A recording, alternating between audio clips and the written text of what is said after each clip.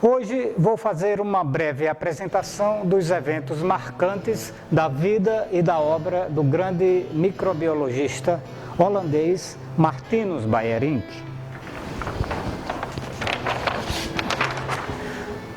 Ele nasceu em 1851 na cidade de Amsterdã, Holanda, e, embora tenha se formado em engenharia química pela Escola Técnica de Delft, também na Holanda, sua trajetória acadêmica e científica foi marcada pela carreira de botânico e microbiologista, concluindo o título de doutor em ciências pela Universidade de Leiden, também na Holanda.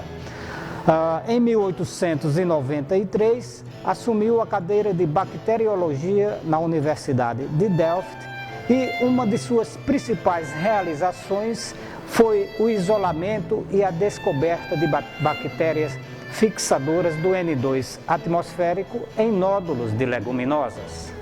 Suas pesquisas sobre fixação biológica do nitrogênio ajudaram a elucidar o processo através do qual o nitrogênio atmosférico é combinado com outros elementos, tornando-se este elemento, no caso o nitrogênio, disponível para plantas, animais e outros micro-organismos.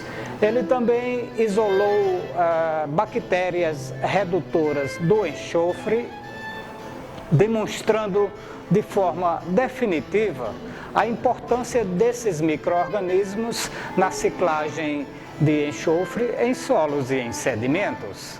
Todas essas reações formam a base de importantes transformações e movimentos dos elementos nos ecossistemas edáficos, contribuindo para a formação da fertilidade do solo. Os trabalhos de Beijerinck contribuíram também para o nosso entendimento sobre o papel das transformações microbianas na ciclagem biogeoquímica dos nutrientes e as funções críticas dos micro-organismos nas transformações dos elementos em escala global. Juntamente com o trabalho do microbiologista russo Sergei Vinogradsky, os estudos de Beijerinck mostraram que reações mediadas por micro-organismos são essenciais para a manutenção da qualidade ambiental e necessárias para suportar a vida na Terra, tal como nós conhecemos. Para muitos historiadores da ciência, a maior contribuição de Beijerinck à microbiologia foi sua clara formulação do conceito de desenvolvimento de meios de cultura de enriquecimento. Nesta técnica, os micro-organismos obtidos a partir de amostras naturais são isolados de modo altamente seletivo pela manipulação dos nutrientes e das condições de incubação. A partir da técnica de culturas de enriquecimento, Beijerinck isolou as primeiras culturas puras de muitos micro-organismos aquáticos e do solo, incluindo bactérias redutoras de sulfato e oxidantes do enxofre, bactérias fixadoras de N2 atmosférico presentes em nódulos de leguminosas, espécies de lactobacilos, algumas algas verdes, várias bactérias anaeróbicas e muitos outros micro-organismos.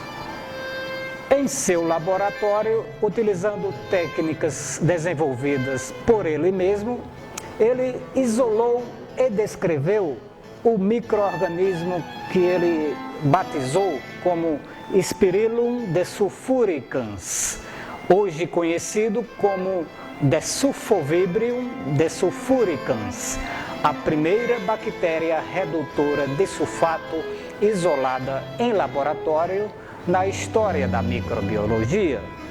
Em seus estudos sobre a doença do mosaico do tabaco, utilizando técnicas de filtração seletiva, Beijerinck mostrou ou demonstrou que o agente infeccioso, no caso um vírus, era menor do que uma bactéria e que, de alguma forma, ele se incorporava às células da planta hospedeira viva. Estes estudos são reconhecidos pela comunidade científica como sendo os pioneiros na descoberta dos vírus, o que deu início à importante ciência da virologia. Desta forma, é aceito por todos que Bajerink é verdadeiramente o pai da moderna virologia.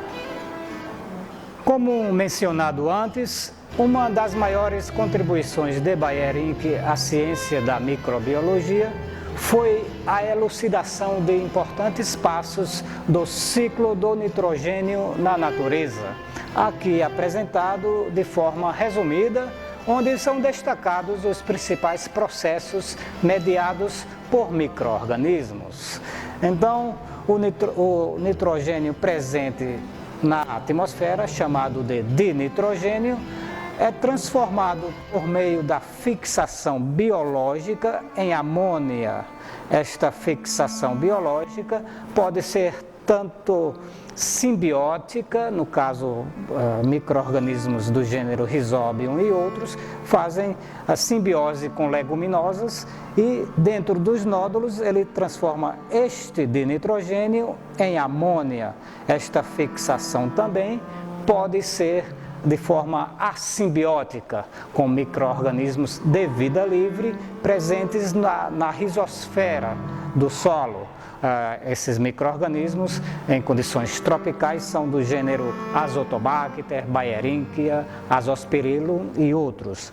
A amônia formada se transforma imediatamente em amônio ou pode se transformar em nitrito por ação de bactérias do gênero Nitrosomonas no processo chamado nitritação ou nitrosação. O nitrito formado continua sendo atacado por bactérias, no caso do gênero Nitrobacter, transformando-se em nitrato. O nitrato, juntamente com o amônio, podem ser absorvidos aqui pelos produtores, não é? Os produtores são as plantas superiores que transformam esses elementos em substâncias orgânicas que são então consumidas pelos consumidores, que são os animais.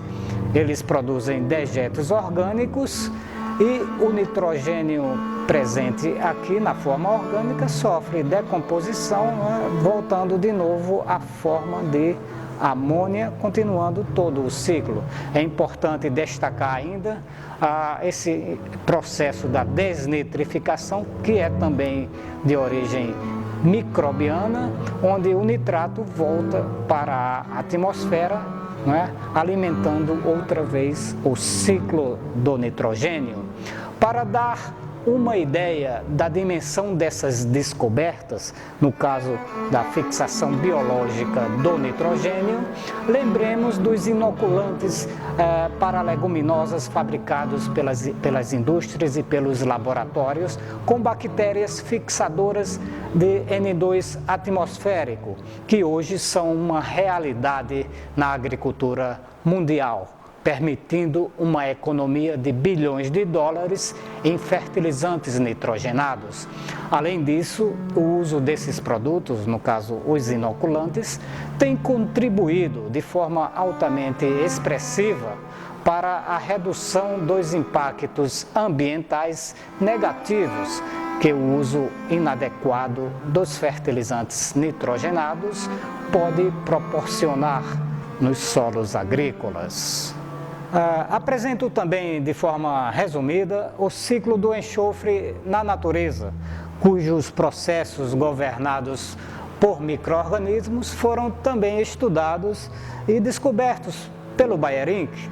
Aqui temos, por exemplo, o sulfato, que é a substância absorvida pelas plantas, mas ele é muito instável no solo. O Bajerink mostrou que este sulfato pode ser reduzido no caso por bactérias da espécie Desulfovibrium desulfuricans, que ele isolou em laboratório, e esta redução é um passo fundamental e crucial para dar prosseguimento ao ciclo do enxofre. Não é exagero, inclusive, dizer que sem esses estudos iniciais sobre o papel dos micro-organismos no ciclo do enxofre, o perfeito entendimento da ciclagem de enxofre na natureza não teria sido atingido algumas décadas depois, bem como esses estudos têm norteado o uso racional e sustentável de produtos contendo enxofre, como os fertilizantes utilizados na agricultura. Para finalizar, comento alguns aspectos da vida pessoal de Bajerink. De acordo com relatos de seus contemporâneos, ele se encaixava quase que à perfeição no estereótipo do cientista clássico, uma pessoa que se sentia desconfortável na presença de outras pessoas, um homem sem vaidades, sem hobbies ou outras características mundanas. Durante toda a sua vida adulta, dedicou-se única e exclusivamente às atividades científicas, abdicando inclusive de contrair matrimônio, pois, segundo ele, os estudos científicos e o casamento são atividades totalmente incompatíveis.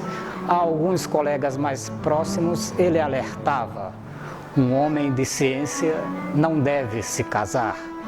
Bajerink faleceu em 1931, aos 80 anos de idade, na província de Gossel, na Holanda.